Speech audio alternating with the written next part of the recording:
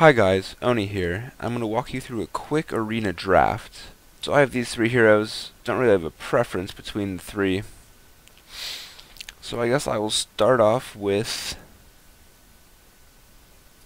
Do I have any quests? Druid and Rogue. Neither of those are options. Wrong place. So I've decided to do Warlock for my first walkthrough. So the Warlock's hero power, Life Tap, has the unique ability to draw you cards at the cost of life. What that means is, since the Warlock's hero power draws into his deck, your deck needs to have all the answers, all the interactivity that something like a mage wouldn't need, because a mage can always ping for one every turn. So with Warlock you need to just get a full scope of removal, AoE, just need to have a really good game plan that you can keep on drawing into. So anytime you start an arena run, you want to pick cards based on their individual value.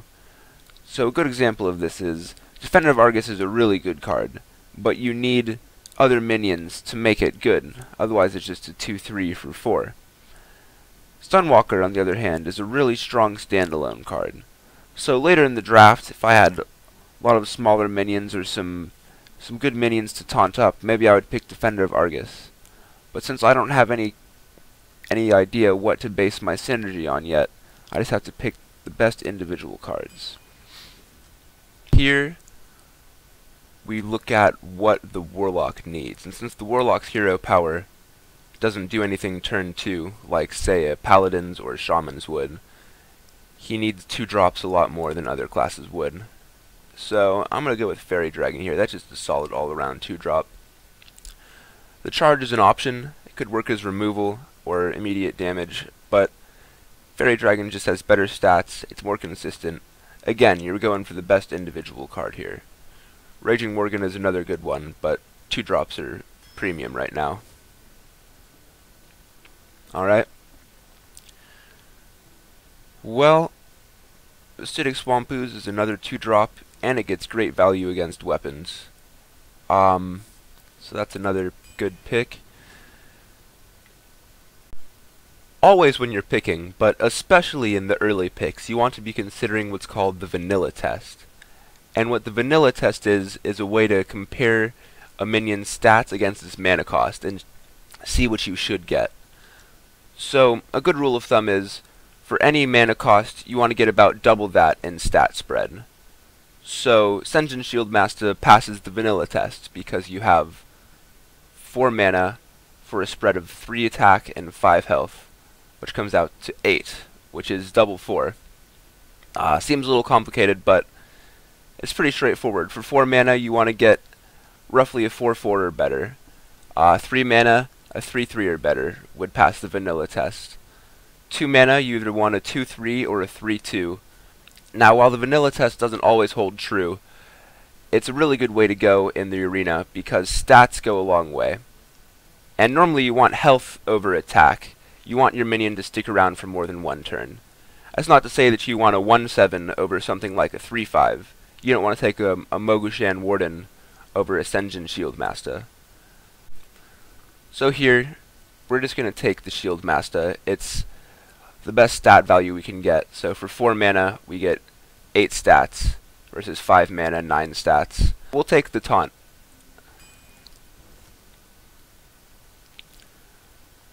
Alright. Another Sen'jin Shieldmaster is a good pick here.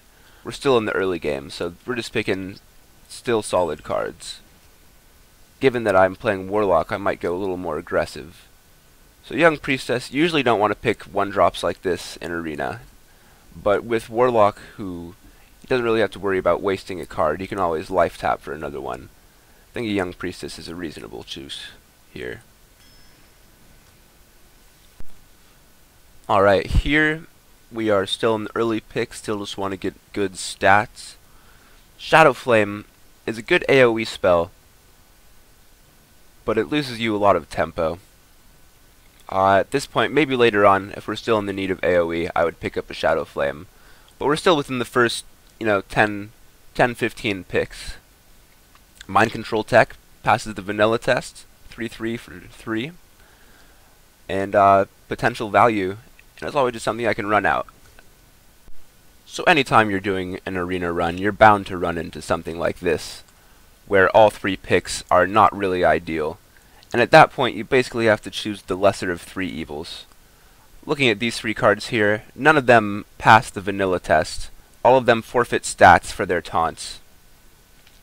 And looking at these, Lord of the Arena and Booty Bay Bodyguard, they look okay, but they're actually not very good cards, precisely because of their lower health on a taunt card.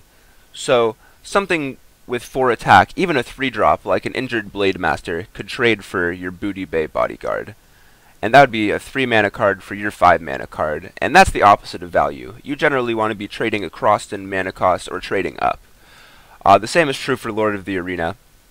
Silverback Patriarch might actually stick around for more than 1 turn, and if I keep on building on a lower curve, he could protect my guys similar to the role of a shield bearer in Zoo.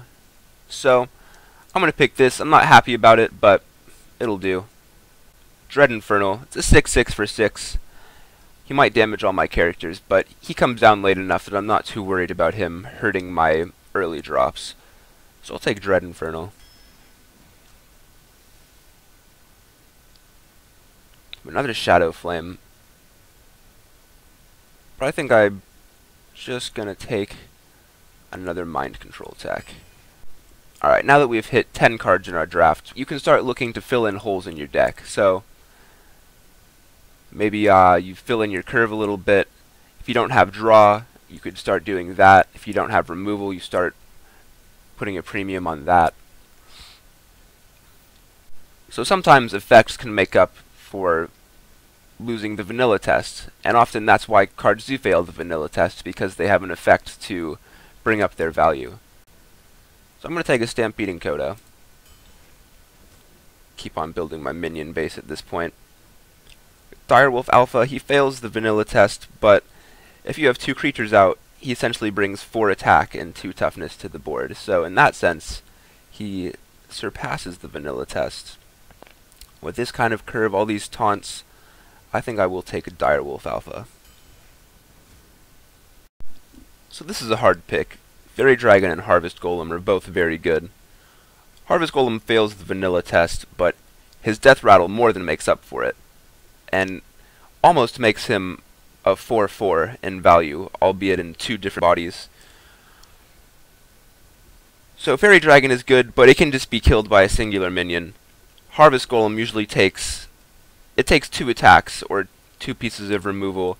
It's just a hassle to get rid of, so I think in the interest of value, I'm going to take Harvest Golem.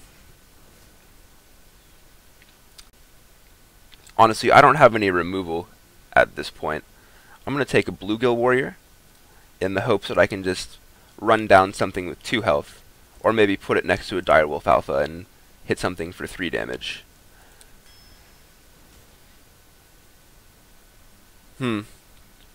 Alright, like I said, you want to start filling in holes, and I don't have any removal. I like Worgen Infiltrator as a 1-drop. Usually trade with a 2-drop, or deter your opponent from playing a 2-drop. But Shadow Bolt is just 4 damage to a minion. Kind of need that. Seeing as I'm trying to kind of snowball with this deck, I'm not worried about the late game so much as I am getting control early on. I'm going to go with the Shattered Sun Cleric, because although it fails the vanilla test, it also lets me buff one of my minions.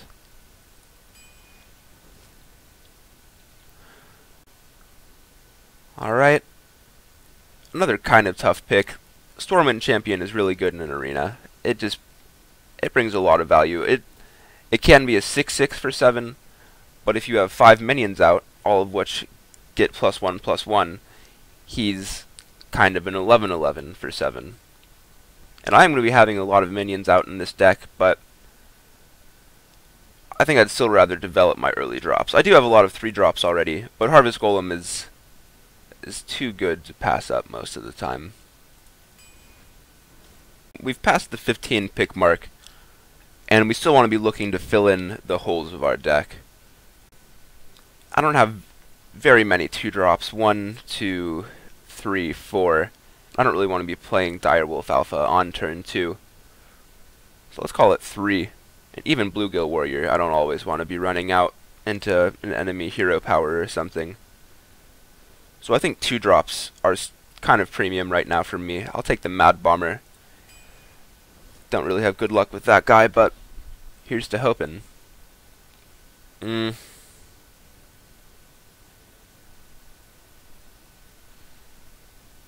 Ogre Magi is good. Yeah, vanilla test 4/4 for 4. And dispel damage. But at this point the spell damage would only increase my Shadow Bolt to 5. And I think I'd rather just have another Shadow Bolt. Ravenhold Assassin is good to just put down, and then he survives a turn and you come in for the win. He could be my finisher. I think in the interest of finishing games with some manner of consistency, I'm going to take the Assassin.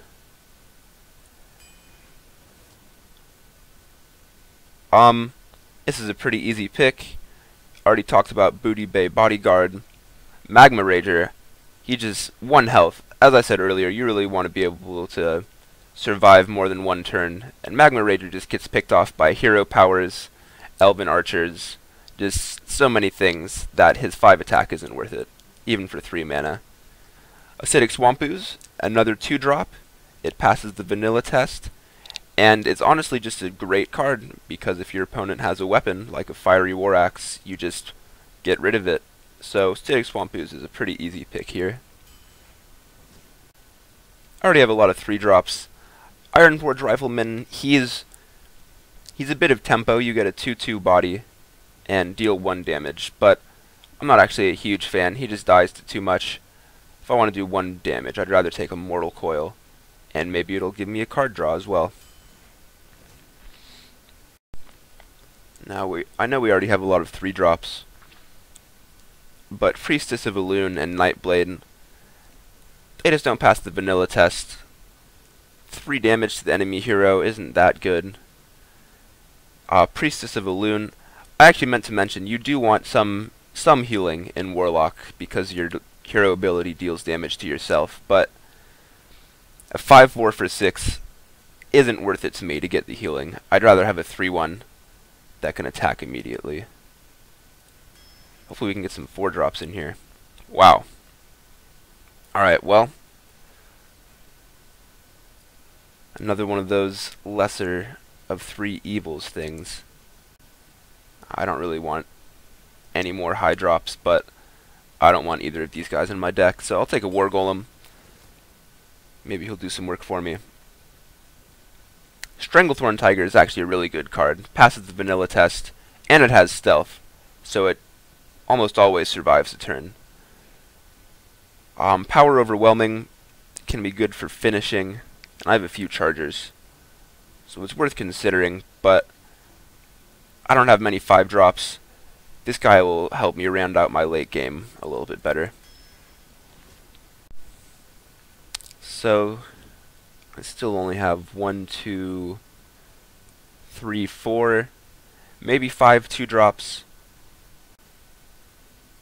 I don't really want another Shadow Bolt. I'm just going to go for another 2-drop. Amani Berserker is actually a really good card, and I think that'll pretty much fill my 2-drop slot unless I get another good one coming up. We don't have very many 4-drops. Dark Iron Dwarf is a really good card, passes the vanilla test, and allows me to trade up. I'm just going to take the Dark Iron Dwarf. He's good tempo, gives me a body, and lets me hopefully trade up. Alright, Flame Imp is just a really good Warlock card. It's the body of a 2-drop on a 1-drop, at the cost of hurting yourself. So in the interest of fast starts, I'm going to pick him. Soulfire is a good consideration here as well. It would finish my removal suite. Good tempo, allow me to finish off the game if I need to. In earlier picks, when you're thinking all about individual cards, I would say Harvest Golem, but as I'm closing my deck here, I'm actually going to take the Soulfire. Alright, and we finish off with a rare card. I think Sunwalker, a second Sunwalker, is actually a pretty good place to end. So there was a draft of a Warlock. We came out with a pretty reasonable deck. Our curve is not picture perfect, but we have good 2s and 3 drops, and we have a good spread of later drops to kind of secure the later game.